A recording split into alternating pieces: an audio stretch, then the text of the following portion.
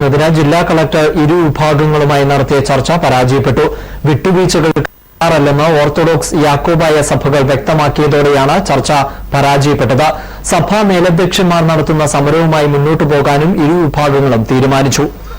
എറണാകുളം ജില്ലാ collector PI Sheikh ഫരീദിന്റെ നേതൃത്വത്തിലുള്ള ഉദ്യോഗസ്ഥ സംഘം ഇരുസഭകളെയും അനുനയിപ്പിക്കാൻ തീവ്ര ശ്രമങ്ങൾ നടത്തിയെങ്കിലും അതെല്ലാം പരാജയപ്പെടുകയായിരുന്നു. ഒടുവിലത്തെ കോടതി വിധി തങ്ങൾക്ക് അനുകൂലമാണെന്നും മറിച്ച് ഒരു വിധിയുണ്ടാകുന്നതുവരെ മറുവിഭാഗത്തിന്റെ പുരോഹിതരെ കോലഞ്ചേരി പള്ളിയിൽ ചടങ്ങുകൾ നടത്താൻ അനുവദിക്കില്ല എന്ന നിലപാടിൽ ഓർത്തഡോക്സ് സഭ ഉറച്ചുനിന്നു. കോടതി വിധി നടപ്പിലാക്കാൻ ജില്ലാ ഭരണകൂടം തയ്യാറാകണമെന്നും ഓർത്തഡോക്സ് സഭാ പ്രതിനിധികൾ ആവശ്യപ്പെട്ടു. സഭയുടെ ഉറച്ച നിലപാട് ഇപ്പോഴും കോടതി വിധി വളരെ ക്ലിയറാണ്. അത് എല്ലാവരും കാണുകയും അംഗീകരിക്കുകയും ചെയ്തിട്ടുള്ളതാണ്. അത് നടപ്പാക്കി തരണം എന്നുള്ളത് തന്നെയാണ് ഞങ്ങളുടെ സ്റ്റാൻഡ്. പിന്നെ ചില പ്രപ്പോസലൊക്കെ അവിടെ ഇവിടെ ഉണ്ട്, അതിനെക്കുറിച്ചൊന്നും പറയാറായിട്ടില്ല. അത് ഞങ്ങൾ ആലോചിച്ചതിന് ശേഷം സഭാ നേതൃത്വമായിട്ടും ഭാവപരമായിട്ടും ആലോചിച്ചതിന് ശേഷം തീരുമാനങ്ങൾ പറയുന്നതാണ്.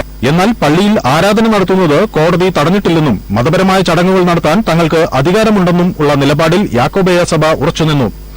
ദൈവികമായ വിശ്വാസങ്ങൾ കോടതി വിധിക്ക് മാറ്റിമറിക്കാനാവില്ലെന്നും യാക്കോബായ സഭാ പ്രതിനിധികൾ വ്യക്തമാക്കി. സഭയുടെ നിലപാട് വളരെ വ്യക്തമാണ്. 98 പള്ളി അടയ്ക്കുമ്പോൾ ഉണ്ടായിട്ടുള്ളതായ സ്റ്റാറ്റസ് കോ, ആത്മീയ കാര്യങ്ങളിൽ ഉണ്ടായിട്ടുള്ളതായ സ്റ്റാറ്റസ് കോ, അത് ഒരു കുറവും വരാതെ ആ ഇടവകയിൽ നിലനിർത്തേണ്ടത് ഞങ്ങളുടെ ആവശ്യമായിട്ട് ഞങ്ങൾ അധികാരികളെ ധരിപ്പിച്ചിട്ടുണ്ട്. വിഷയം പഠിക്കാൻ കൂടുതൽ സമയം ആവശ്യമാണെന്നും വിഷയത്തിൽ നിയമ ഉപദേശം തേടിയതിനു ശേഷം തുടർ നടപടികളെക്കുറിച്ച് ആലോചിക്കുമെന്നും ചർച്ചയ്ക്ക് ശേഷം എറണാകുളം ജില്ലാ കളക്ടർ മാധ്യമപ്രവർത്തകരോട് പറഞ്ഞു.